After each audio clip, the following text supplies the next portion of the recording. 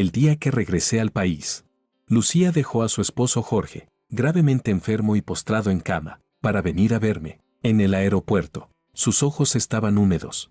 Su mirada era suave y tierna como el agua, y su hija Emma alzó su carita dulce y adorable, mirándome con ojos llenos de esperanza mientras decía: «Tío, me gustas muchísimo. ¿Quieres ser mi papá?». Detrás de ellas, Jorge tenía el rostro pálido, la expresión abatida, y el cuerpo tambaleante, como si fuera a desplomarse en cualquier momento. Yo me incliné con una sonrisa falsa. Dije: «Pequeña, ¿solo porque te gusto ya quieres que sea tu papá? Entonces, como a tu mamá también le gusto, ¿qué tal si me convierto en el padre de tu madre?». Capítulo 01. Tuve una pesadilla. Después de llegar a la clínica del psiquiatra, la secretaria que me sirvió un vaso de agua me miró con preocupación y preguntó: «¿Otra vez ese sueño?».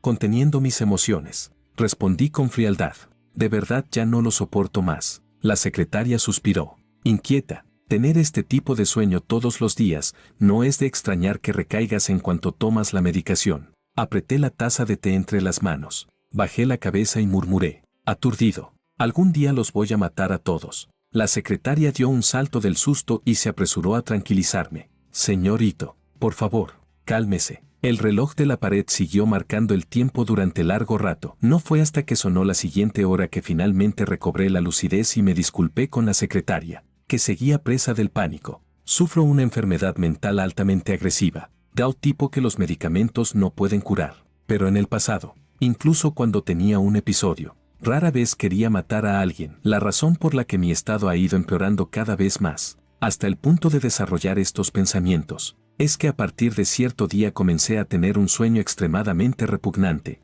En mis sueños, la misma historia se repite una y otra vez, y el mismo final ocurre siempre. Una mujer que ya pertenecía a otra persona en su corazón se casó con un hombre al que no amaba y dio a luz a una hija. El hombre era honesto y cobarde, atado por los valores tradicionales. Aunque era un heredero rico de segunda generación de una familia poderosa, obedecía a la mujer en todo, cediendo y comprometiéndose constantemente. Se podría decir que era patéticamente humilde, sin ningún límite. Aún así, madre e hija lo trataban con absoluta frialdad.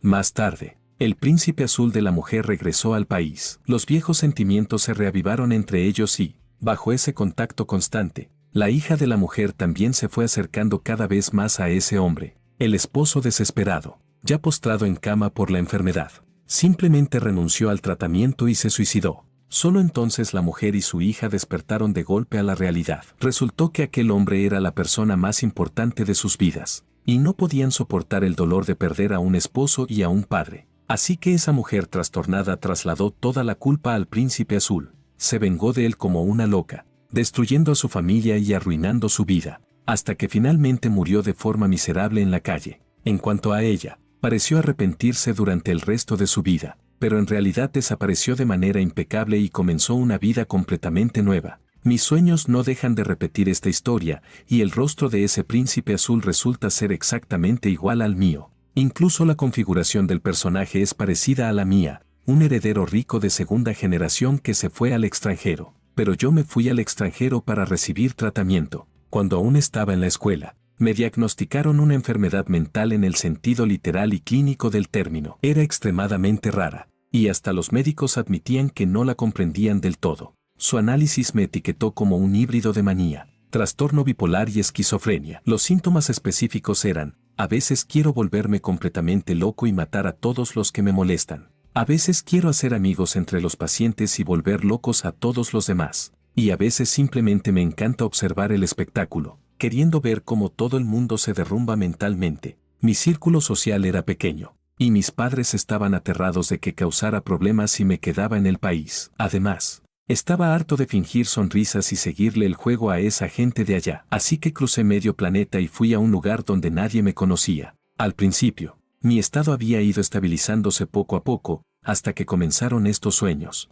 Estoy seguro de que el príncipe azul del sueño soy yo, pero, sinceramente, no logro entender cómo pude haber reavivado un romance antiguo con una mujer casada. En primer lugar, no tengo ningún interés en mujeres casadas. No siento el más mínimo deseo por cosas que ya pertenecen a otra persona. En segundo lugar, no me gustan las mujeres. No me malinterpretes, Cuando digo que no me gustan, quiero decir que estoy desencantado de ellas. No que no tenga necesidades físicas, me refiero a que no pongo a las mujeres en ningún pedestal innato. Claro que también es posible que no sea solo que no me gusten las mujeres, sino que simplemente no me guste la gente en general. Por último, entre las pocas mujeres supuestamente de primer nivel que conozco en mi país, no existe nada parecido a sentimientos antiguos entre ellas y yo. Entonces, ¿exactamente para quién sería yo ese príncipe azul?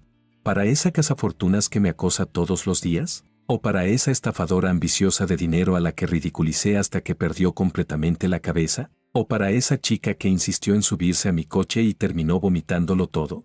De verdad no consigo entenderlo, pero no puedo ver en absoluto los rostros de los otros tres, todos están cubiertos por una gruesa capa de desenfoque tipo mosaico. De lo contrario, cuando mi enfermedad estaba en su peor momento, ya habría regresado a casa y hecho algo ilegal.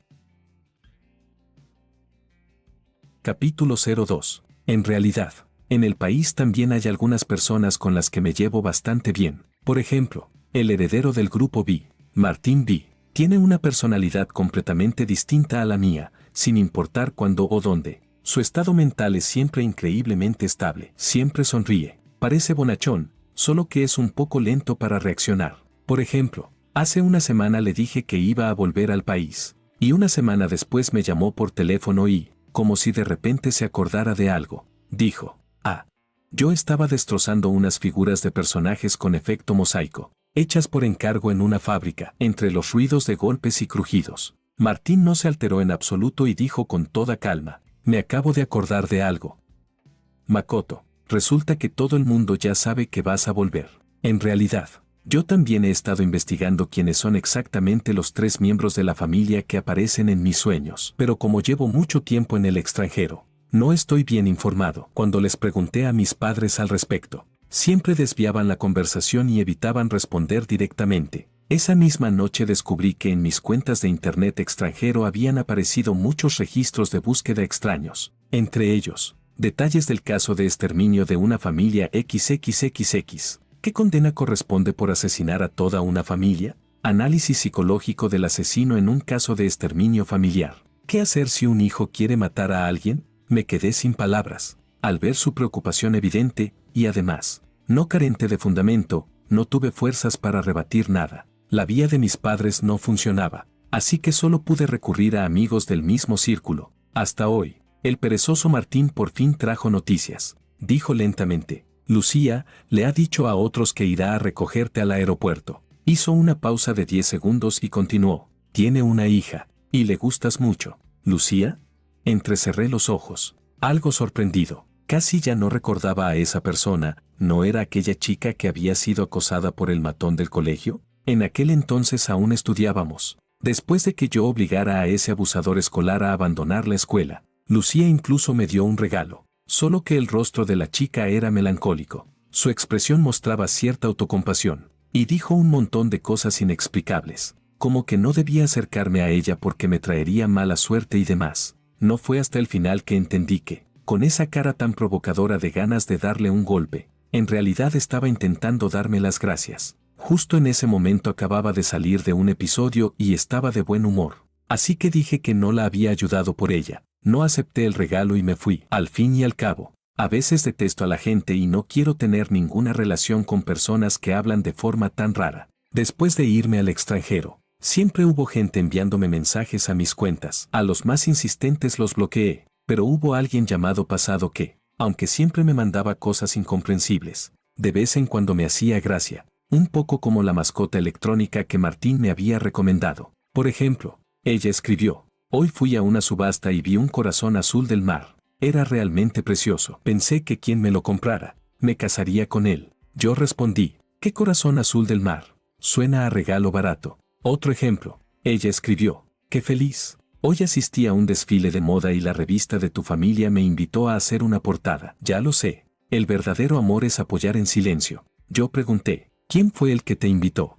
Y acto seguido trasladé de puesto a ese sujeto sin ningún gusto. También solía publicar selfies. Objetivamente hablando, su aspecto no estaba mal, pero esas fotos de cuerpo insinuante, medio oculto, junto con sus tácticas de seducción de tira y afloja eran realmente de un nivel bajísimo. así que la silencié directamente, hasta que hace un tiempo me reveló su identidad por iniciativa propia, y entonces supe que era Lucía. No esperaba que, después de tantos años sin vernos, su nivel de narcisismo hubiera aumentado tanto. Dije, de acuerdo, ya lo sé. Reflexioné un momento y añadí, cuelga ya. Los regalos que te compré los he enviado de vuelta. Martín sonaba un poco contento. Vale. Luego preguntó, ¿quieres que te ayude a cerrar el aeropuerto?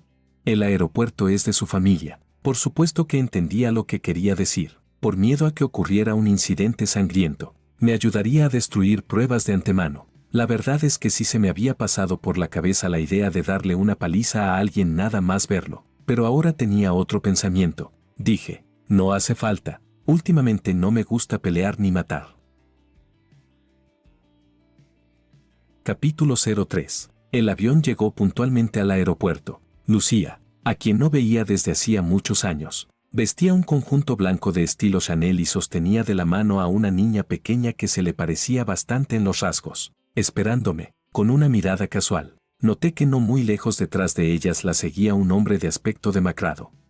El marido de Lucía, Jorge. Tras investigarlo, descubrí que Lucía ya se había abierto paso entre la élite social y había construido su propia carrera. Y si pudo ascender socialmente como si hubiera pasado de rama en rama hasta convertirse en un fénix, fue únicamente porque se casó con Jorge Wang, un heredero de una poderosa familia rica que llevaba años apartada del foco público. En la línea directa de la familia Wang solo quedaban el anciano señor Wang y Jorge Wang como el típico marido proveedor. Jorge la sostuvo con todas sus fuerzas sin pedir nada a cambio. Más aún, tras la muerte del señor Wang, como Lucía no se sentía segura y quería una garantía, él le entregó por completo el control de las finanzas. Jorge era honesto y reservado. Apenas había tratado con mujeres. Años atrás, tras enamorarse de Lucía a primera vista, le pidió matrimonio. Sinceramente, en ese episodio del amor a primera vista, el rastro de manipulación humana era demasiado evidente, porque además ocurrió cuando ella estaba siendo acosada y fue Jorge quien salió a rescatarla. Para conquistar a Lucía, se arrastró hasta el extremo de un auténtico pagafantas en cada festividad. Transferencias de dinero, regalos, rituales llenos de detalles sin faltar ninguno, y todo con la nota de donación voluntaria. Antes de casarse, puso la mansión y los coches de lujo a su nombre. Después del matrimonio, trató a Lucía como si fuera una antepasada venerable, girando a su alrededor todos los días. Y todo esto, en la sección de comentarios de las publicaciones de Lucía, que parecían mostrar amor pero en realidad presumían de superioridad.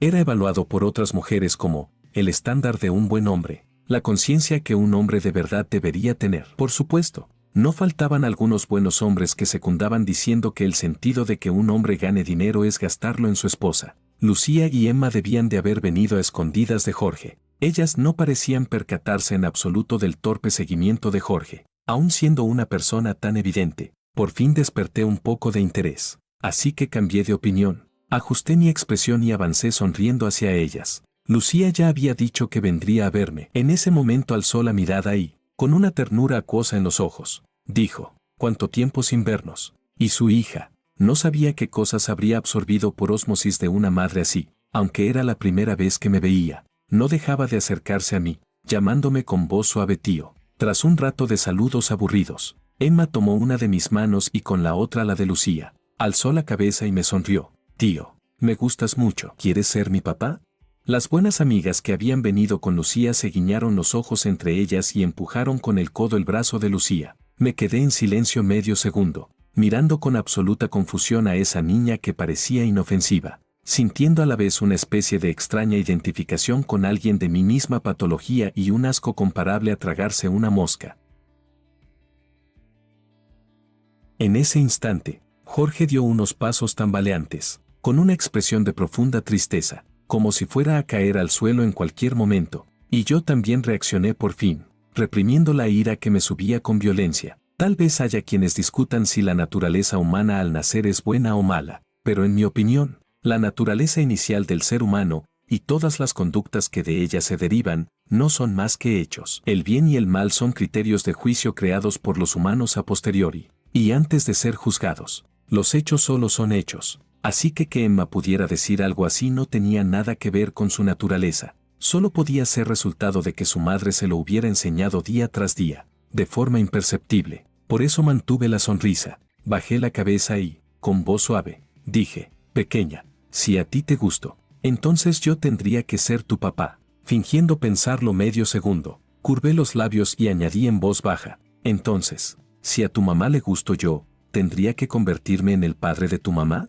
En la concurrida sala de llegadas, parecía que alguien hubiera pulsado el botón de silencio. Las amigas de Lucía, que segundos antes reían y bromeaban, se quedaron completamente paralizadas. En los ojos de Emma, redondos como uvas, apareció una confusión evidente. A su edad, era incapaz de comprender la lógica de mis palabras. En el rostro de Lucía también apareció un instante de rigidez. Incluso Jorge, que un segundo antes parecía haber visto derrumbarse su mundo, abrió los ojos de par en par, con la cara llena de signos de interrogación casi palpables. ¿Makoto? Lucía recuperó enseguida su expresión. Su voz volvió a ser suave, incluso teñida de una pizca de devoción. No has cambiado. Sigues siendo tan aficionado a bromear. Respondí con una sonrisa ambigua. Yo nunca hago bromas. Los asuntos de la familia de Lucía y Jorge, sinceramente, no tenían nada que ver conmigo, pero jamás debieron arrastrarme a mí a experimentar una relación ética tan repugnante. ¿Y eso qué tenía que ver conmigo?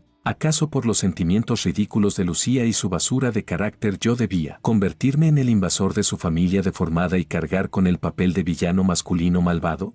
No me molestaba ser el villano, pero no este tipo de villano. Su final estaba destinado a acabar en la misma ruina. De todos modos iban a desmoronarse. Así que mejor romperlos yo mismo con mis propias manos. Dicho esto, me agaché. Le acaricié la cabeza a Emma y estaba a punto de hablar sin ningún reparo cuando un dolor agudo atravesó mi mente. Mi rostro palideció al instante y mis dedos se clavaron con fuerza en la palma. Supe que algo iba mal, era el presagio de un ataque. Era muy probable que en ese breve lapso perdiera la razón. Lucía me sostuvo a tiempo, parecía convencida de algo. La expresión en sus ojos se volvió dulce y envolvente, y me explicó con una mirada cargada de afecto. Sé que te molesta la existencia de Jorge, pero entre él y yo no hay ningún sentimiento. Me vi obligada a casarme con él. La persona que siempre me ha gustado ha sido tú, solo tú. Desde que tenía 16 años, el ácido del estómago subió. Tuve ganas de vomitar otra vez. ¿Cómo puede alguien no tener vergüenza hasta este punto?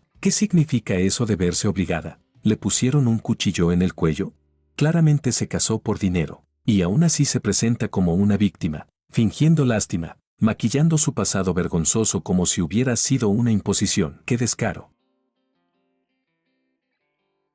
Aparté de un empujón la mano de Lucía y, justo cuando cambié de idea y pensé en provocar algún altercado violento, Jorge, que se escondía en la sombra, como si ya no pudiera soportarlo más, salió por fin. Lucía.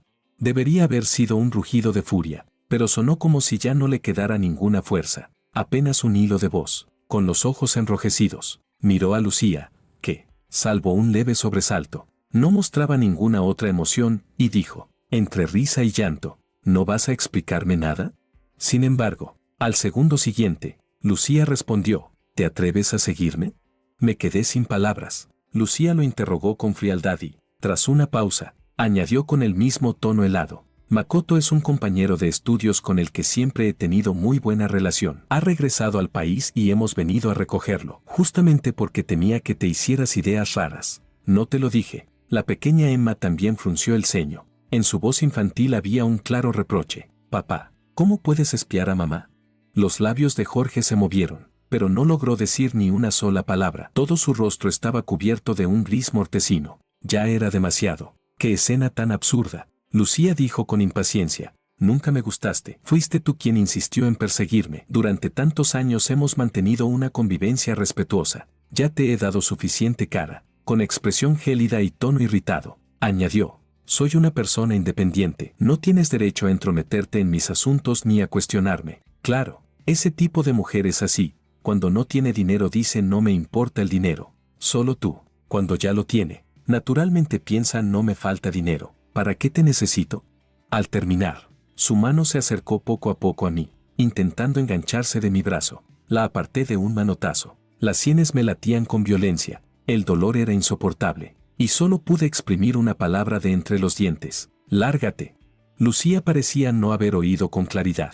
Su boca se abría y se cerraba como si estuviera diciendo algo, pero yo solo sentía un pitido en los oídos. con el mundo entero lleno de un zumbido constante. Este era el aeropuerto de la familia Martín. No quería armar un escándalo aquí, tenía que irme cuanto antes. Al llegar frente a Jorge, me detuve y aún así añadí una breve explicación. Señor Wang, entre Lucía y yo no hay absolutamente ninguna relación. La voz se me cortó en seco. Me quedé aturdido, llevándome la mano a la sien, mirando al hombre de rostro ceniciento que tenía delante. Había desaparecido. El dolor que me había atormentado durante tanto tiempo, en el instante en que me acerqué a Jorge, se disipó silenciosamente, como si una brisa suave me rozara el rostro. El mundo caótico e invertido ante mis ojos volvió a su sitio. La niebla de mi mente se despejó. El mecanismo de mi cuerpo regresó a la normalidad. Percibí el aroma intenso de la hierba y los árboles en el aire, y todo se volvió extraordinariamente nítido. Desde el año en que enfermé,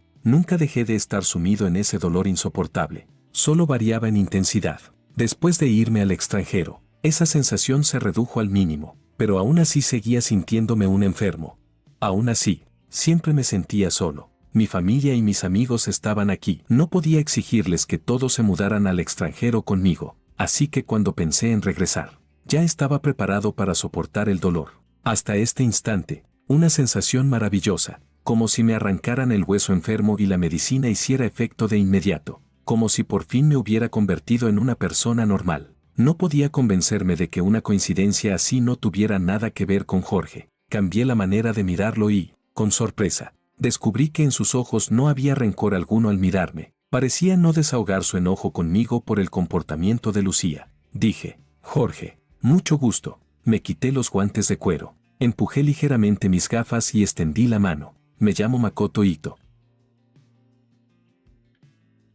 Él se quedó un momento atónito. Tal vez recordó las palabras sarcásticas que le había dirigido a Lucía hacía un momento, aunque no entendía qué pretendía yo. Aún así, por reflejo, extendió la mano y estrechó la mía. Mucho gusto. En el instante en que nuestros dedos se tocaron, esa sensación de curación se volvió aún más evidente. Solté la mano a regañadientes, con cierta nostalgia por esa claridad propia de una persona sana. Aunque la familia Wang llevaba una vida discreta y apartada, bajo su control había no pocas empresas, y también mantenían a numerosos maestros de la escultura dedicados a la alta costura artística. Al investigar, descubrí que Jorge era un entusiasta de la escultura, para averiguar la causa y, al mismo tiempo, evitar los episodios. En apenas unos segundos tomé la decisión de acercarme a Jorge. Si quería acercarme a alguien, por supuesto tenía que empezar por sus intereses y aficiones. Dije, no soy cercano a Lucía. Antes estudiamos en la misma escuela, pero apenas cruzamos dos palabras, añadí. Sin embargo, siempre he oído hablar del trabajo de talla del señor Wang. Si se presenta la oportunidad, me gustaría pedirle que me ayude con algo. Jorge se quedó ligeramente sorprendido. Sus ojos se iluminaron un poco. Sin embargo, al segundo siguiente, Lucía intervino. Makoto, no le hagas caso. Se pasa el día trasteando con esas cosas inútiles. Vosotros no sois del mismo mundo. Lo que dices él ni siquiera lo entiende, como si no comprendiera el lenguaje humano ni captara mis intenciones. Continuó hablando por su cuenta. Acabas de volver al país. ¿Ya has encontrado dónde quedarte? ¿Por qué no te quedas primero en mi casa? Me quedé atónito por un instante. ¿Pero cómo podía decir semejante cosa? Antes de que pudiera reaccionar, ella continuó hablando. Si te parece incómodo, también puedes quedarte en la casa del oeste de la ciudad. Allí tengo otra residencia anexa, incluso Reorces. El entorno es excelente. Claro que el entorno era excelente. Esa era nada menos que la antigua residencia de la familia Wang. Me pellizqué el entrecejo, pensando para mis adentros que qué mala suerte. Aunque la decisión de regresar al país la había tomado de forma repentina, en casa seguramente ya habían preparado una habitación para mí. Además, el promotor inmobiliario de la zona del oeste de la ciudad tenía una relación estrecha con mi familia. Mi padre incluso mandó construir allí una mansión especialmente para mí. Dirigí la mirada hacia Jorge y, tras una breve pausa, dije, he oído que recientemente el señor Wang ha aceptado participar en un programa. En mis sueños, Jorge no solo amaba la escultura, sino que también llevaba una cuenta propia como creador de contenido del ámbito artesanal, donde solía publicar sus obras. Durante el tiempo en que los estuve investigando, yo incluso le daba me gusta con frecuencia a esa cuenta. Jorge solía tallar colgantes y adornos para su hija. Su técnica era fina y su estilo agradable. por lo que la cuenta tenía bastante popularidad, tanto así que un programa de variedades centrado en niños lo invitó a participar. Era un programa de ritmo lento, en el que los invitados debían traer a 2 acompañantes para mostrar su vida cotidiana. Jorge no pertenecía al mundo del espectáculo, pero como él y Lucía pasaban poco tiempo juntos, quiso aprovechar esta oportunidad para vivir una etapa tranquila como familia de 3. Reuniendo valor, aceptó la invitación y planeó invitar a Lucía y a Emma. Emma era pequeña y juguetona, así que estaba encantada de salir en televisión. Lucía, en cambio, se negó, y además lo acusó de no respetarla por haber aceptado sin consultarlo antes con ella. Sin embargo, en mi sueño, Lucía acabó aceptando más tarde. Solo que durante el programa ocurrieron muchos incidentes. Jorge fue criticado por su forma de educar. Incluso se le insinuó de manera encubierta que maltrataba a su hija, diciendo que no era digno de Lucía y de Emma, lo que aceleró el empeoramiento de su enfermedad. Entre los catalizadores de todo aquello no faltaba el Makoto que, echando leña al fuego, intentaba seducir a la esposa de otro, tal vez porque ya me había calmado. Al pensar en lo ocurrido en el sueño no sentí rabia. Al contrario, me pareció bastante gracioso, muy irónico. Dije, durante este tiempo tengo la agenda libre, más adelante nos ponemos en contacto. Saqué una tarjeta de presentación y se la entregué a Jorge. Espero la llamada del señor Wang.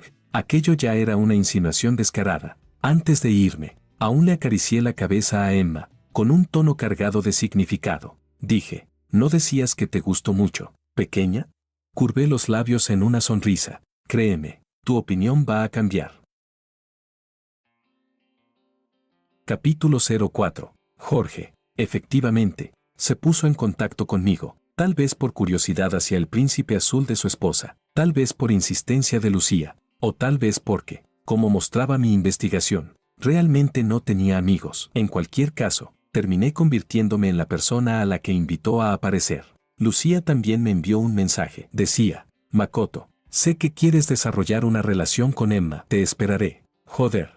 Pero como todavía necesitaba acercarme a Jorge para investigar por qué Lucía podía provocar mis episodios, le respondí de manera superficial, no pienses tanto. Si estás enferma ve a tratarte. Y no la bloqueé. Acepté todas las condiciones de Jorge, insistiendo solo en una cosa, viviremos en mi casa. Él aceptó. Mandé a limpiar mi mansión en los suburbios del oeste. El día que se mudaron, Jorge no solo trajo a Emma, sino también a un grupo de personas. Con un poco de tartamudeo me explicó. Estos son los nutricionistas y los tutores privados de Emma. Respondí con un indiferente, mi casa es enorme. Mientras Lucía no se mudara, daba igual quien viviera allí. Cuando llegó la temporada en la que las hojas de arce se tiñen de rojo, las montañas y los campos parecían un mar de fuego y nubes rosadas. Llevé a Jorge al patio a hacer una barbacoa y beber cerveza. Mientras comía, suspiraba de vez en cuando y decía, así que una persona puede vivir de una manera tan libre. Jorge tenía el rostro muy pálido,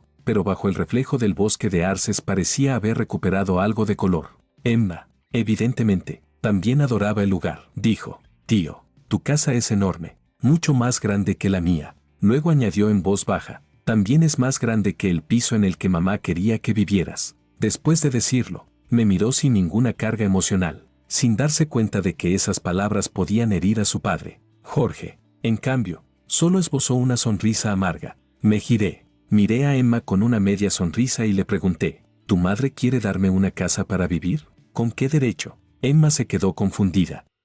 Continué, ¿esa casa es suya? ¿La compró ella? Dije con calma, no. Entonces, ¿con qué derecho se siente tan segura de poder ofrecérmela? Emma volvió a quedarse paralizada. Era demasiado pequeña para entenderlo todo, pero intuía que yo tenía razón. Así que bajó la cabecita y se fue a un lado a pensarlo. Tras reflexionar un momento, Jorge dijo, el señorito no es como me lo había imaginado. Para mi sorpresa, en comparación con aquel día, su reacción al escuchar las palabras de su hija fue mucho más tranquila. Le pregunté, ¿y cómo me imaginabas? Respondió, en realidad, hubo cosas que sí acerté. Jorge Wang sonrió y dijo, después de todo, eres alguien en quien Lucía piensa todos los días. El señorito parece, en efecto, una persona extraordinaria. Me pellizqué el entrecejo y dije, señor Wang, usted la considera un tesoro, pero a mí no me interesa en absoluto. Tampoco tengo intención de destruir su familia. Hablé con franqueza, apenas he hablado con ella,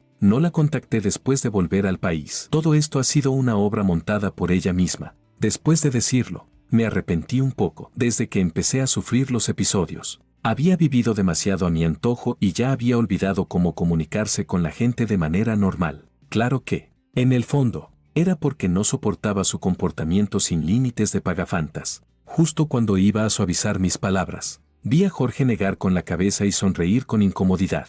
Lo sé, es solo que Lucía siempre ha estado muy enamorada de ti. Solté una risa fría. ¿De verdad crees que eso es amor? Continué. La familia Ito tiene una base económica sólida. Que ella quiera escalar hasta mí es comprensible. Al fin y al cabo, para una mujer, una alianza matrimonial es la mejor herramienta que puede usar. Dije sin emoción. ¿No es así también contigo, señor Wang?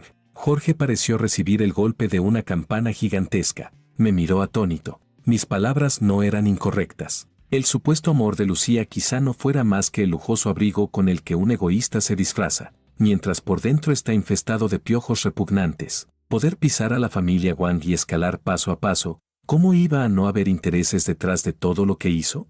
Los sentimientos de una persona no pueden cambiar de forma tan drástica. Al analizar su comportamiento en mis sueños, lo único que podía pensar era que se trataba de una viuda negra que se había enriquecido provocando la muerte de su marido. ¿De verdad podía obsesionarse conmigo durante tantos años solo por una faceta mía en la adolescencia? Si de verdad le gustaba, ¿por qué se casó con Jorge? ¿Por qué ignoró selectivamente el hecho de que ella estaba siendo infiel? ¿Por qué, tras la muerte de Jorge, cambió por completo de rostro? ¿Por qué durante tanto tiempo se dedicó a construir cuidadosamente su imagen ante la opinión pública?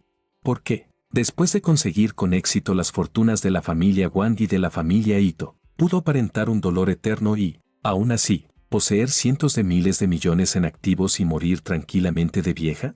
¿De verdad sufría? En el fondo, seguramente estaba disfrutándolo a lo grande. Ella se quedó con todos los beneficios y, al final, todavía forzó la imagen de una mujer ingenua, de cerebro enamorado, que solo había sido engañada por un canalla. Creerla sería tan absurdo como creer que yo soy Insi Juan.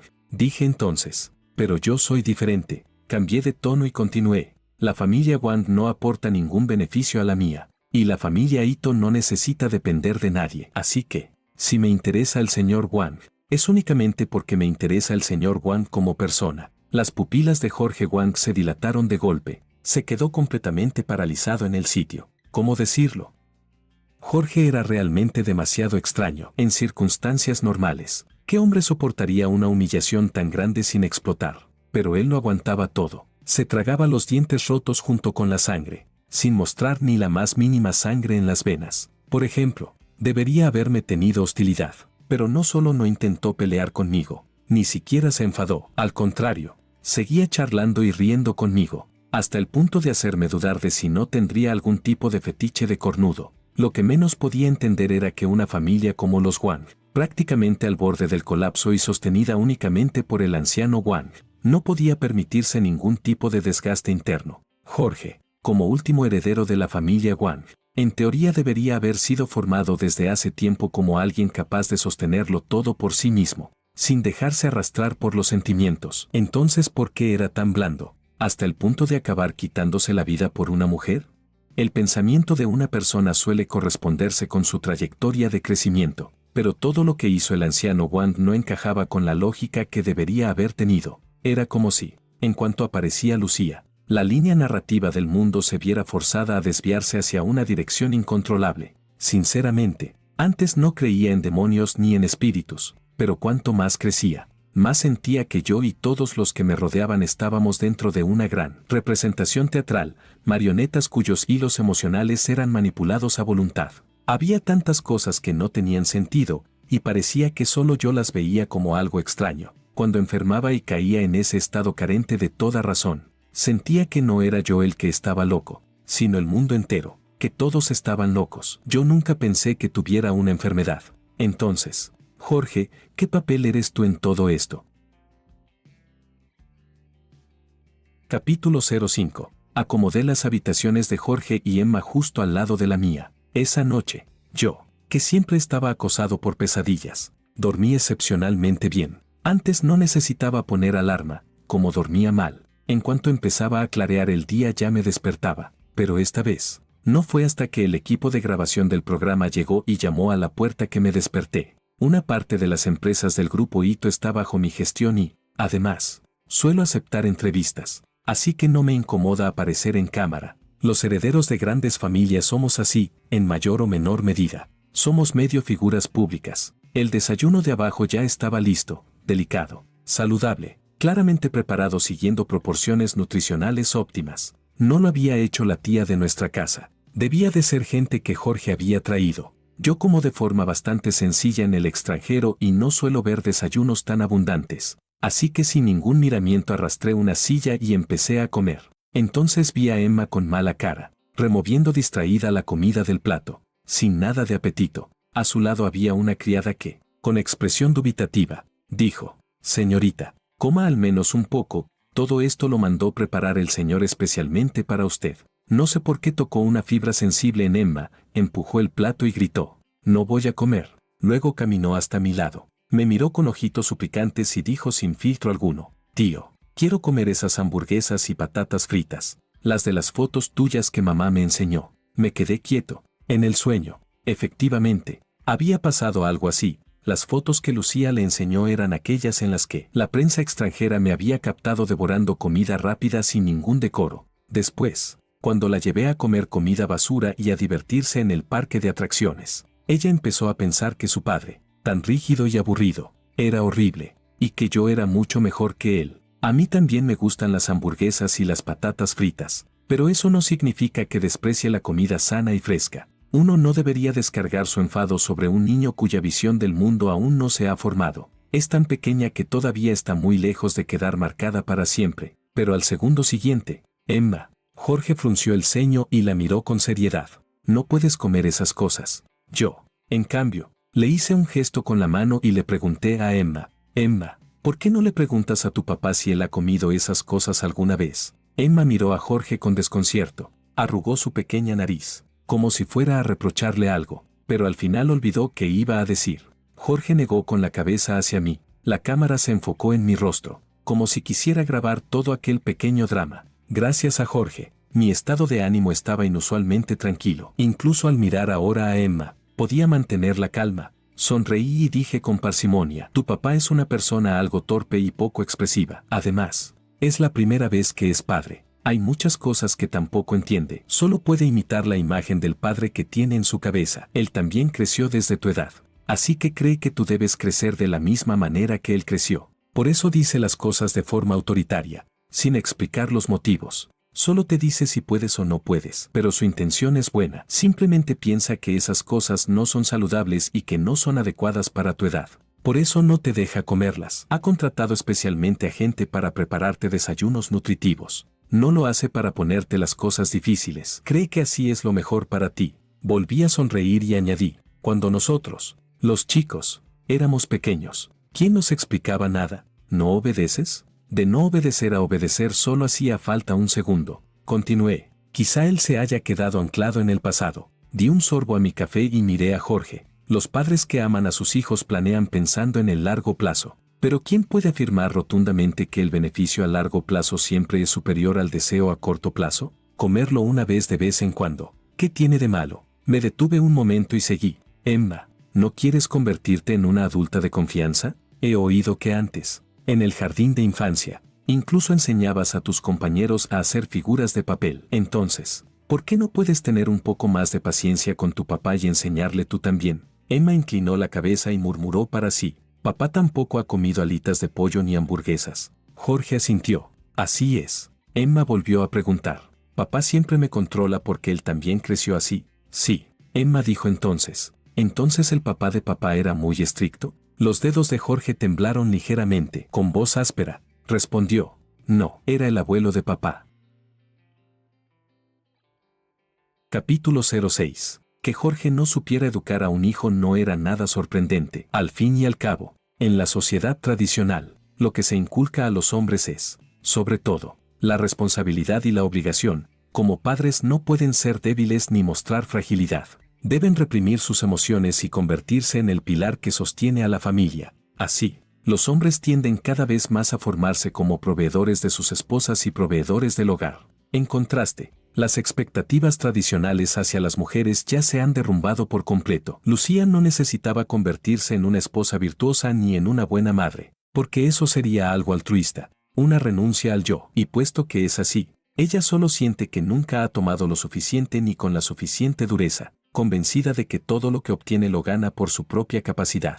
Por eso vació el dinero de su marido para construir su imagen de mujer fuerte e independiente. Y aún así le decía a la niña que un hombre se convierte en padre en un instante, borrando con ligereza los años de esfuerzo y entrega del otro. ¿Y los niños? A menudo solo pueden percibir lo más directo, ven el cuidado y la ternura de la madre, pero les resulta muy difícil comprender ese sostén y esa carga que nunca se enfatizan ni se exhiben. Por eso, como padres, no basta con dar, también hay que acercarse a los hijos. Estos años, para curar mi enfermedad mental, he leído muchos libros de psicología. Domar a esta niña no debería ser un problema. Está torcida, no podrida. Tío, dijo Emma tras pensar durante largo rato. Entonces, si llevo a papá a hacer esas cosas, ¿papá me entenderá? Respondí, no lo sé. Me encogí de hombros. Eso tienes que preguntarle a él, si quiere o no, porque cuando invitas a otra persona a hacer algo, lo más importante es respetar su voluntad. La señorita que había crecido con el viento siempre a favor, teniendo todo lo que quería, evidentemente no tenía el concepto básico de consultar la opinión ajena. Tras asimilarlo un poco, fue obediente a preguntarle a Jorge, papá, ¿estarías dispuesto a intentarlo conmigo una vez? Jorge dudó un momento antes de inclinarse y decir con solemnidad, estoy dispuesto, Emma. Los ojos de Emma se iluminaron, como si hubiera recibido una promesa extraordinaria. Me llevé la mano a la frente, ni siquiera tú lo has hecho antes, ¿cómo vas a llevarla? Me levanté, vamos, yo los llevo. Así que Jorge y Emma me siguieron dócilmente. Mandé comprar comida basura ya preparada y luego los llevé a la cocina trasera para hacer otra tanda nosotros mismos con la freidora de aire, para comparar cuál sabía mejor. Din din. En la ruidosa cocina, Jorge miraba el tutorial y se esforzaba por rebozar con fécula de maíz. Cuando Emma se acercó a mi lado, dijo en voz baja, tío, ¿qué tengo que hacer para convertirme en alguien como tú? Parece que Lucía hablaba bastante bien de mí en su vida diaria. El nivel de confianza y simpatía que Emma sentía hacia mí era exageradamente alto. Le pregunté con curiosidad, ¿por qué quieres convertirte en alguien como yo? Entrecerré los ojos. ¿Tu mamá no te ha dicho que yo soy una persona con enfermedad mental? La expresión enfermedad mental estaba claramente fuera del alcance de comprensión de Emma. Ella dijo, creo que el tío es increíble. Lo que dices no lo entiendo del todo, pero parece tener mucho sentido. Tras un buen rato, levantó la carita con ingenuidad y preguntó, ¿cómo puedo aprender tantas cosas así? Me quedé paralizado. Esa sensación de erradicar el foco de la enfermedad, esa limpieza que parecía renovarme por completo, volvió a aparecer. Esta vez, su origen era la niña de apenas unos años que tenía delante. Le pregunté a Emma, ¿cómo? ¿Tu mamá no te enseña esas cosas? Emma negó con la cabeza. No, mamá dice que el hogar es un lugar para hablar de amor, no de razón. Me quedé sin palabras. En el mundo de Emma, todo su sistema cognitivo provenía de Lucía, que está bien o mal no era importante. Solo existía un único criterio, el llamado amor. Pero si esa frase fuera realmente un principio familiar universal, debería aplicarse a ambos miembros de la pareja. Entonces, preguntémonos, ¿acaso su significado implícito incluye que los hombres pueden ser irracionales y autoritarios con las mujeres dentro del hogar? Evidentemente no. En la realidad, esta frase casi siempre se usa de forma unilateral, exigiendo que una parte sea comprensiva y que una parte ceda. Eso demuestra que no es un principio, sino una herramienta. Le pregunté, ¿y tú crees que ella tiene razón? Esta vez Emma dudó durante mucho tiempo antes de bajar la cabeza. Su voz se volvió aún más suave. No lo sé. Era normal. Los valores que su madre le había inculcado estaban profundamente arraigados. Pero si pudiera entrar en contacto con más personas, con más información del mundo exterior, descubriría que el mundo normal contradice su percepción. Emma era, en esencia, una niña inteligente, solo que, bajo la influencia de Lucía, sentía que su padre no debería ser así, y por eso optó por abandonar a su padre y elegir a un nuevo papá que encajara con su visión interior. Ese hombre era yo. Pero ahora, lo que me parecía aún más interesante era que, después de aprender a razonar, ella abandonara a Lucía y eligiera a una nueva madre que encajara con su propia comprensión interior. Lucía no estaba a la altura. Además, yo también quería comprobar si el factor que reprimía mis episodios tenía que ver con Emma. Le pregunté, Entonces dime ahora, ¿cuál de los 2 pollos fritos está más rico? Sosteniendo el cuenco, le puse 2 trozos en el plato. Después de probarlos, señaló uno sin dudarlo. Este. Sonreí y dije, este lo hizo tu papá. Di un mordisco a la crujiente piel dorada. El jugo tierno del pollo se desbordó al instante en mi boca. No escatimé en elogios y sonreí. Tu papá tiene bastante talento. Entiende las cosas con solo explicárselas una vez. Emma parecía estar mirando por primera vez la capacidad de su padre de frente. Asintió pensativa y dijo, papá es muy increíble. Le pregunté, entonces, ¿ahora crees que tu mamá tiene razón o no? Añadí, esto no te lo puedo decir yo. Eres muy inteligente. Seguro que tienes tu propio criterio. Igual que supiste distinguir entre estos 2 trozos de pollo frito. Por la tarde, cuando llevé a la pequeña al parque de atracciones, le di un pañuelo y le indiqué que se lo diera a Jorge, que acababa de sudar a mares después de cargarla en la red para escalar. Le dije, primera lección del crecimiento. Hablé con Emma como si fuera una amiga. Comprender a tu papá, porque, a su lado, aparte de ti, no tiene a nadie más. Si no me crees, piénsalo bien, ¿no es cierto que papá solo te tiene a ti como familia? Emma giró la cabeza y miró a Jorge, empapado en sudor. Estaba exhausto y jadeando, pero sus ojos brillaban mientras preguntaba, Emma, ¿quieres jugar otra vez? Ese era un papá que Emma nunca había visto antes. Ella se acercó para ayudarlo a secarse el sudor y, justo en ese instante, la luz del día se intensificó de golpe. Mi mundo parecía como si alguien hubiera soplado y eliminado una fina capa de polvo gris, dejándolo limpio y luminoso. Así que era esto. Me puse de pie y dije, eres una niña inteligente, Emma, creo que puedes verlo, y también lo descubrirás por ti misma. Así que era esto. Añadí, cuando encuentres la respuesta, entonces ven y aprende a razonar conmigo. Capítulo 07. Así terminó la grabación del primer episodio. Jorge y Emma regresaron a su casa, y yo volví a la mía, con la idea de pasar unos días con mis padres. Pero la misma noche en que llegué, Martín apareció sin avisar, al llamar a la puerta. Además, no paraba de soltar improperios mientras me reprochaba. Muy bien, cabrón, vuelves y ni siquiera me buscas, dijo. Te estuve esperando varios días. Miré la maleta que llevaba en la mano y le dije, no. Pensaba llamarte mañana. En mi casa hay cosas tuyas desde siempre. ¿Para qué traes equipaje? Se rascó la cabeza y dijo, es para ti. Al oír eso, el ánimo de Martín pareció mejorar. Me dio una palmada en el hombro y entró en el comedor para saludar a mis padres. Martín ha venido, dijo mi madre sonriendo. Justo a tiempo. Aún no hemos empezado a comer. Siéntate, siéntate. Mis padres tenían una percepción completamente equivocada de Martín. Siempre pensaban que era alguien alegre, un poco lento para todo, que además estaba dispuesto a hacerse amigo de alguien con una enfermedad mental como yo, el típico hombre honesto que fácilmente sale perdiendo. Lo que no sabían era que alguien capaz de convertirse en mi mejor amigo, en esencia, no podía ser una persona normal. Por ejemplo, en ese mismo momento, estaba sentado en el sofá de mi habitación, acariciándose la barbilla, y con toda parsimonia me contaba todo lo que había ocurrido mientras yo estaba en el extranjero. Dijo, a María la engañaron y la metieron en un complejo. María era aquella mujer materialista y de poca inteligencia, que solo fantaseaba con casarse con alguien rico, incluso llegando a drogar a otros para lograrlo. Pregunté, ¿fue un plan tuyo? Conozco demasiado bien a Martín. Sí, respondió, con expresión serena. Continuó, Sofía está encerrada, está implicada en un caso de fraude. Sofía era esa aprovechada sinvergüenza que, solo con su cara, estafaba por todas partes el dinero del precio de la novia. En una ocasión incluso provocó que una víctima intentara suicidarse, y ella aún se burló de ello. Pregunté, ¿también fue cosa tuya? Sí, dijo lentamente. Ah, y Luna, ella, cayó en una redada contra la prostitución. ¿Qué? Luna era la chica que una vez había vomitado en mi coche. Martín dijo, esta vez no fui yo. Un día me envió de repente una tarifa. Quizás se equivocó de chat. En fin. La denuncié directamente por prostitución. No pude evitar soltar una carcajada. ¿Y limpiaste bien todo? Pregunté con cierta preocupación. No te vayas a meter tú en problemas. Sí, asintió. Antes no me acordaba. Se me olvidó decírtelo. Ahora lo recordé. Martín reacciona lento y además sufre una amnesia bastante grave. Le pregunté, ¿por qué fuiste a por ellas? Dije con algo de pesar. Podrías haber esperado a que volviera yo y encargarme personalmente. Él respondió, tus asuntos son mis asuntos. Suspiré con impotencia. Pero hacer estas cosas empeora aún más tu memoria. No, dije con calma, Martín.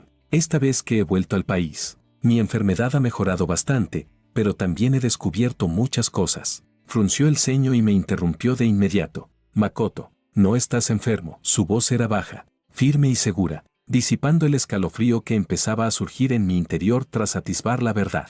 Continué. Antes nunca entendí por qué de repente desarrollé esta enfermedad. Y tú igual. ¿Por qué de pronto tu memoria empeoró tanto y tus reacciones se volvieron tan lentas? Martín tardó un buen rato en mostrar una expresión de duda. Dije, ¿sabes lo que es una reacción de rechazo? Me quité los guantes que nunca me separaban y continué. Somos personas distintas a todo el mundo. Somos la supuración del mundo. El virus que debe ser eliminado. Marionetas que no obedecen. Personajes secundarios sin importancia. Somos, pensé, personas que quieren ser ellas mismas. Dije, quizá nuestro destino estaba decidido desde el momento en que nacimos, pero creo que quien lo diseñó se equivocó. No quisimos seguir su guión, y por eso fuimos rechazados. Mis episodios, tu amnesia, no son más que el resultado de que este mundo intenta convertirnos en algo igual a los demás. Su reacción de rechazo no admite resistencia. Desde el año en que enfermé, cada vez que tocaba a esas personas que me provocaban náuseas, me brotaban en los brazos erupciones rojas, densas y apretadas, como si hubiera entrado en contacto con un alérgeno que me resultaba especialmente insoportable. Mi resistencia era demasiado violenta, por eso perdía la razón. Mi dolor y su olvido provenían del castigo que el mundo nos imponía.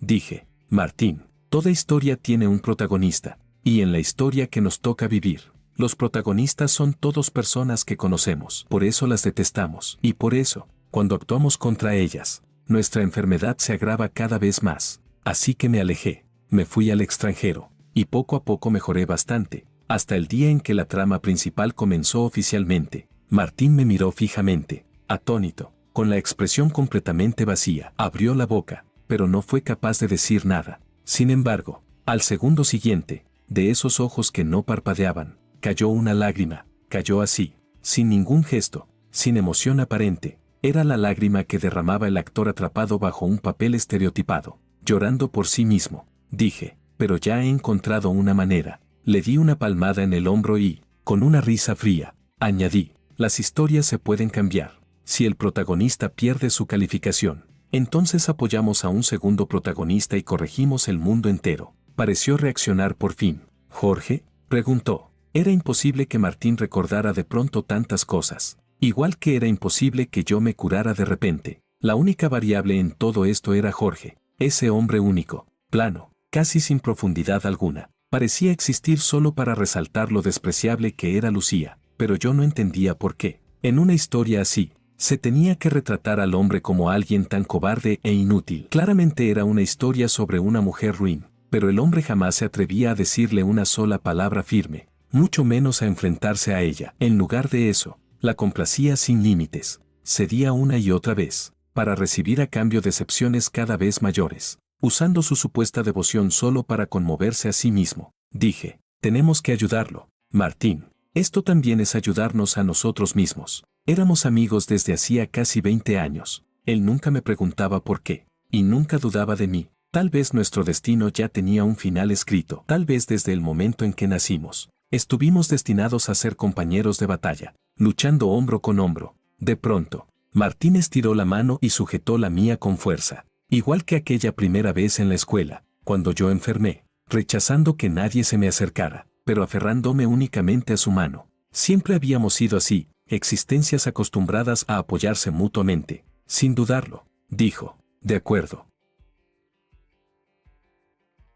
Capítulo 08. Emma y Jorge fueron obligados a abandonar la grabación del programa. Lucía me envió un mensaje para cuestionarme. Esta vez, el tono ya no era el de antes, fingidamente tierno y enamorado, sino que llevaba un reproche frío y distante. Decía, Makoto, creo que tu enfermedad es bastante inestable. En el programa también dijiste muchas cosas sin sentido. Mejor te ayudo a contactar con un médico. Sabía que estaba nerviosa, porque, tras la emisión del primer episodio, la reacción de la opinión pública en Internet no fue en absoluto como ella había imaginado. Alguien comentó, siempre dicen que Jorge no es digno de Lucía, pero yo no lo veo así, la verdad.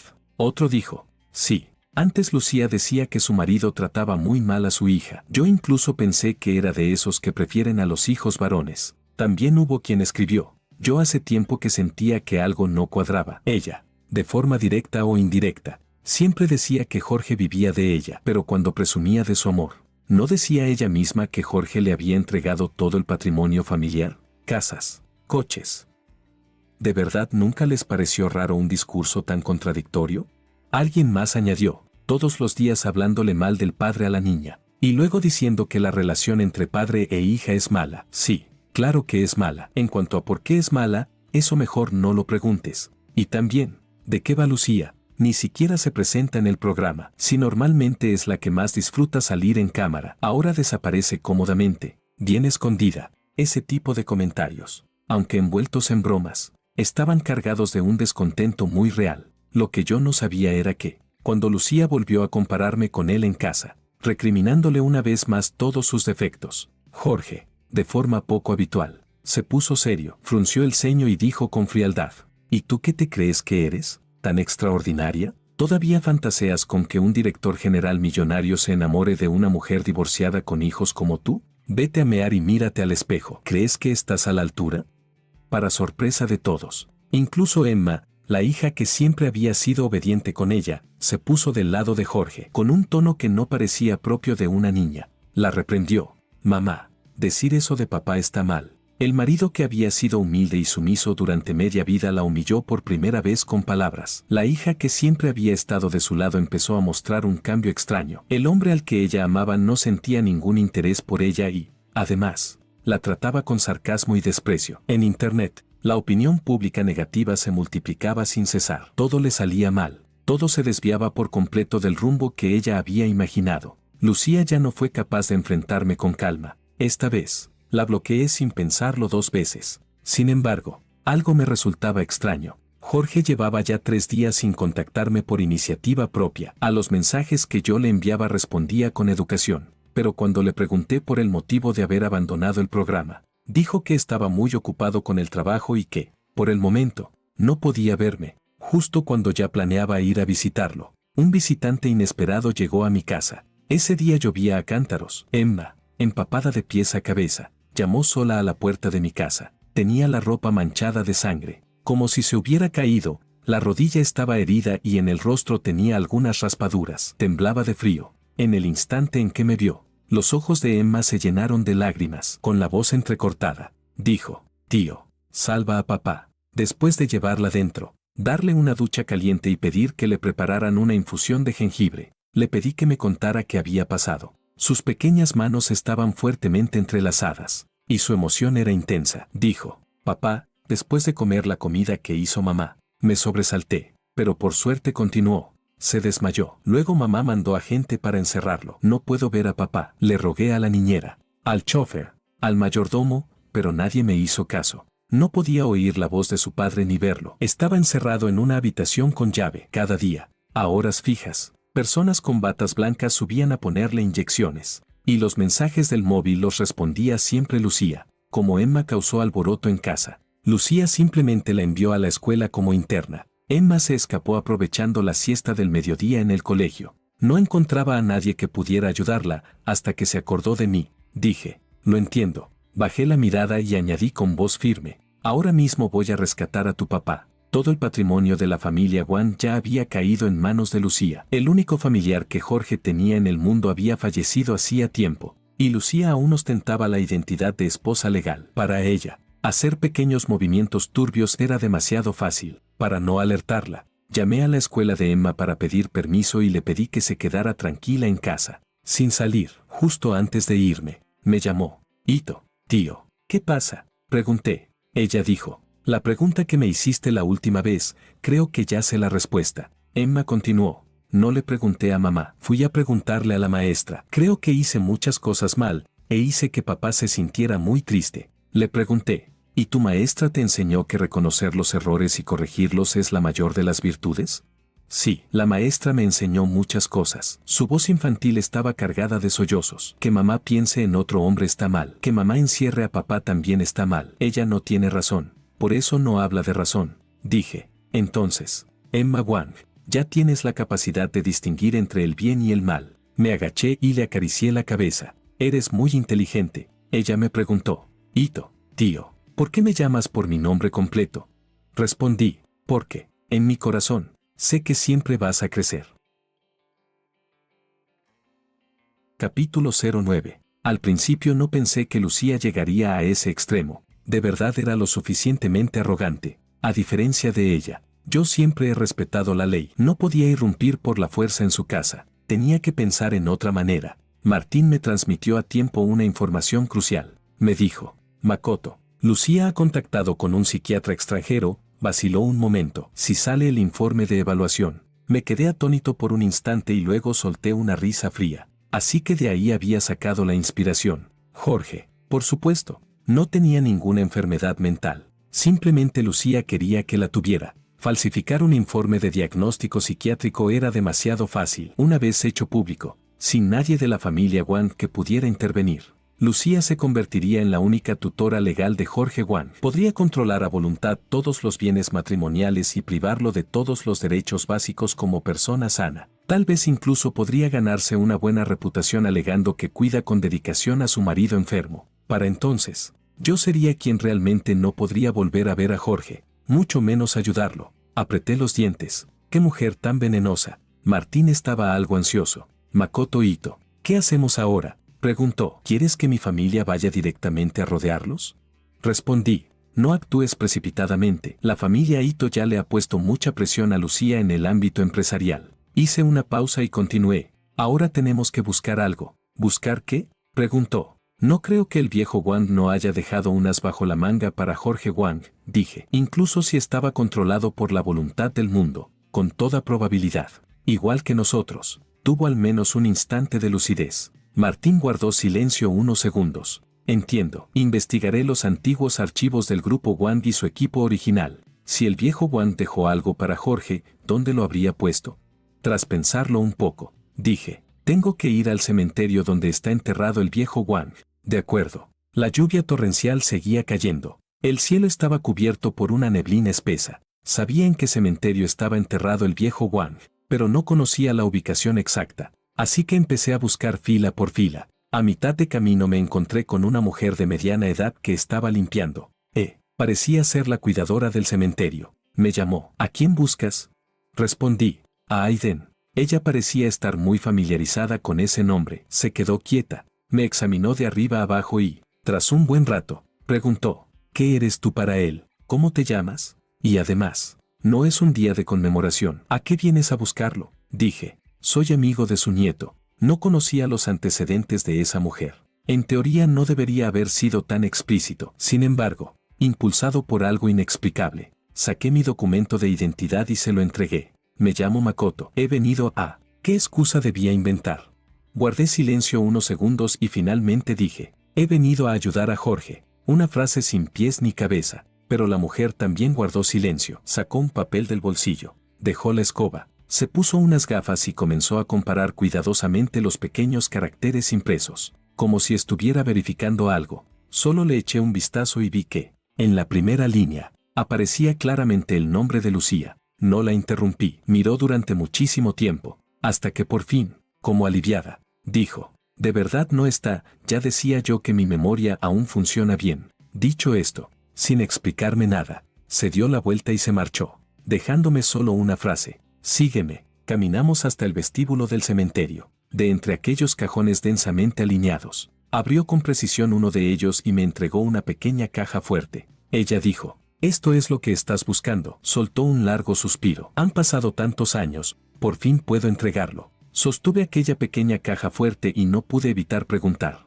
¿fue el viejo Wang quien le pidió que la custodiara? Ella respondió, sí, era un hombre extraño. Incluso se compró su propia tumba. La mujer pareció sumergirse en los recuerdos y murmuró, pero también fue la persona más formidable que he conocido. Yo le debía un favor, así que le prometí guardar esto en secreto, ocultándolo de todos. Esta hoja también me la dio él. Recuerdo con claridad cada nombre que figura aquí. Cuando venía alguien de la lista, fingía no saber nada, pero yo había visto claramente que el último nombre de esa hoja era Aiden. Ni siquiera a sí mismo se dejó sin precauciones. Pregunté, ¿y si hubiera venido Jorge? Ella dijo, Si venía solo, se lo entregaba, pero cada vez que vino, siempre había alguien acompañándolo o vigilándolo.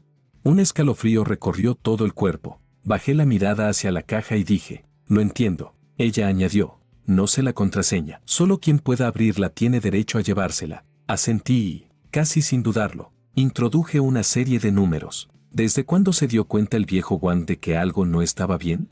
La muerte de los padres de Jorge fue demasiado sospechosa. Si no me equivocaba, quizá aquello había sido un castigo, porque él había sido la persona más cercana a Jorge. El dolor del cuerpo nunca podía compararse con el de perder a los seres queridos. El número que introduje era la fecha de su fallecimiento. ¡Clac! La caja se abrió. ¿De verdad puedes abrirla? Parece que no esperé a la persona equivocada. Los ojos de la mujer se iluminaron. El viejo Wang también dejó aquí una libreta bancaria, pero solo puedo entregársela a Jorge en persona. Miré la caja ya abierta y negué suavemente con la cabeza. No hace falta. Dentro no había muchas cosas, un grueso montón de documentos, una carta y una nota. En la nota solo había una línea breve. La caligrafía era firme y elegante, con un aire libre y decidido. Decía, tras tantos años de ayuda, es difícil expresar mi gratitud. El dinero es para ti. No hace falta que te quedes. El futuro es brillante. Te deseo lo mejor.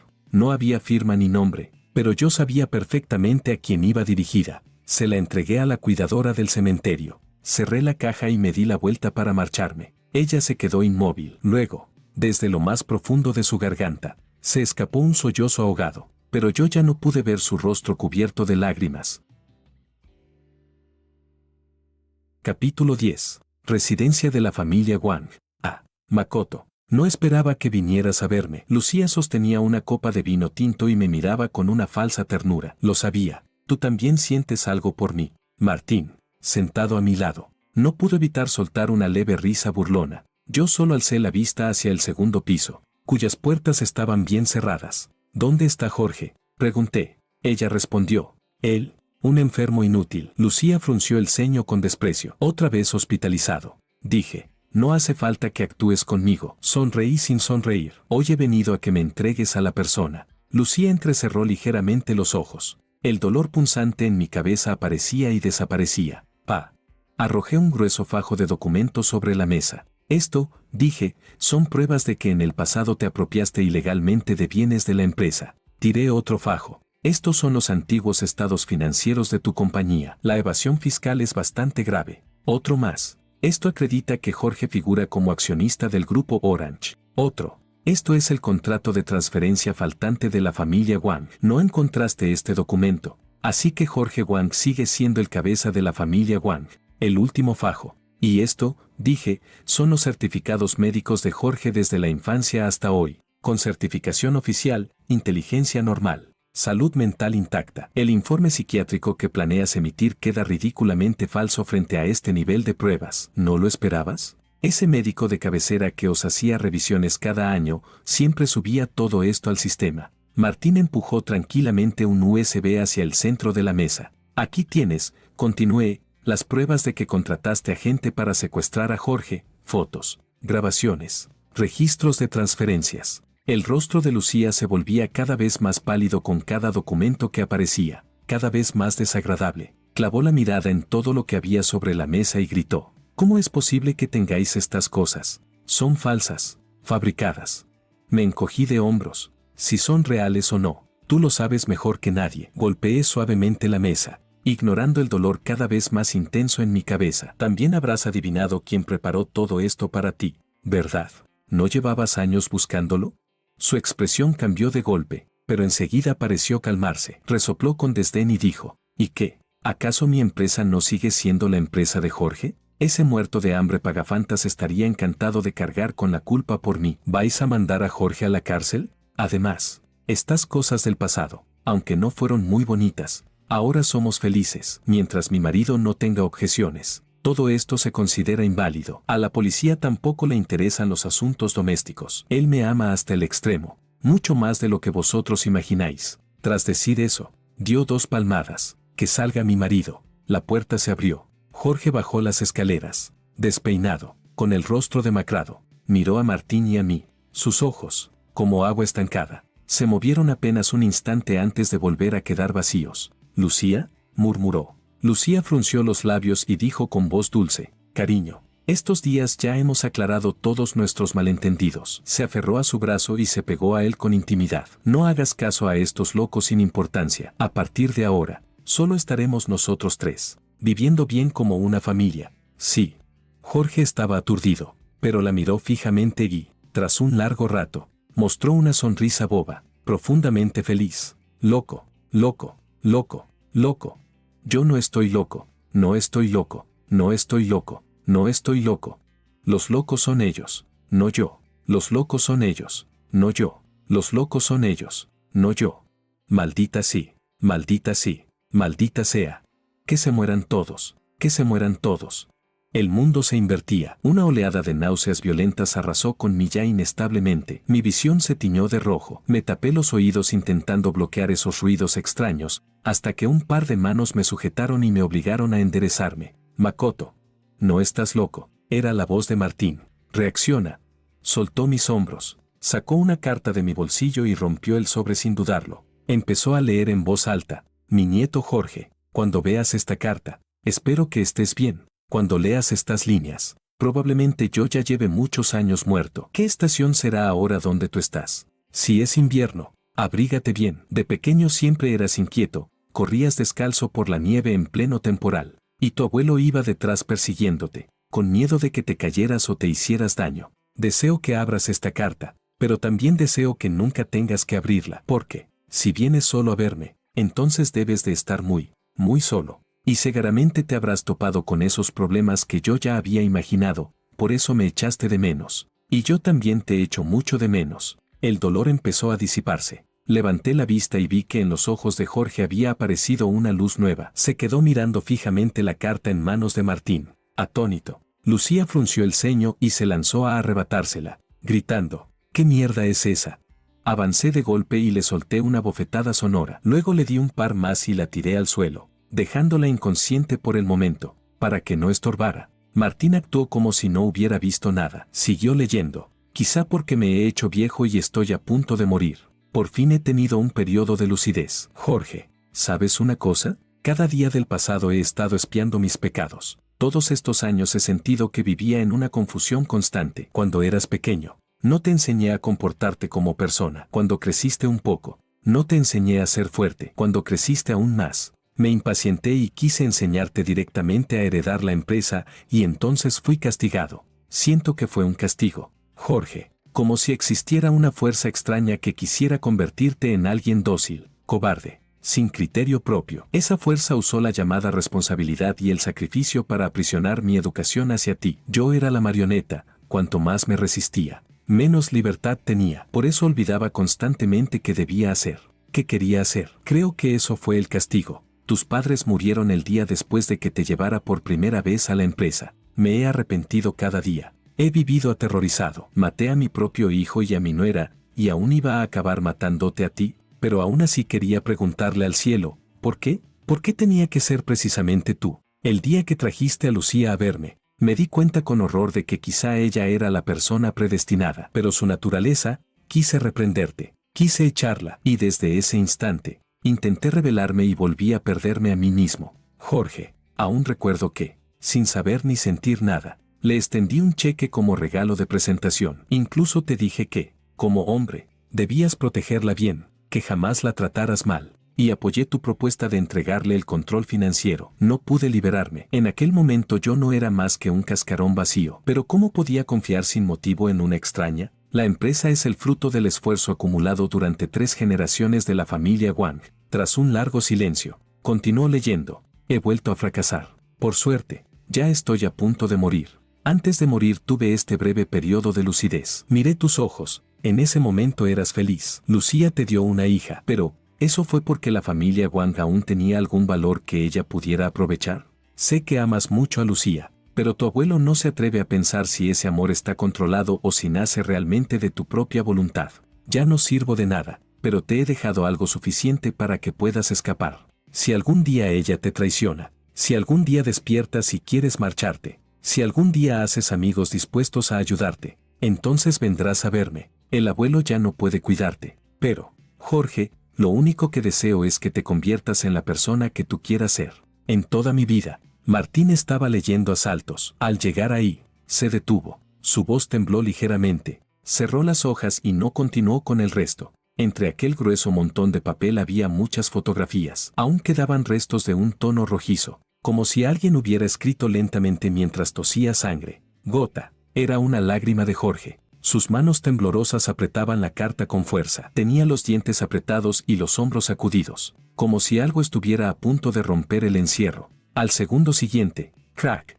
En ese instante, escuché con total claridad, muy cerca del oído, un sonido sutil de algo que se quebraba. El mundo ante mis ojos se renovó por completo. Sobre Lucía parecía haberse disipado algo invisible. Giré la cabeza para mirar a Martín y vi que él también tenía una expresión atónita. Esta carta tiene una fuerza extraña, dijo Martín. Al tocarla está caliente. Siento que yo también me he vuelto un poco. Parecía no saber cómo describirlo, pero yo sí lo sabía. En esa carta, probablemente, estaba depositada la fuerza de resistencia del viejo Wang, alguien que, como nosotros, era una cicatriz del mundo. Dije, lo hemos conseguido, Martín. La historia había cambiado.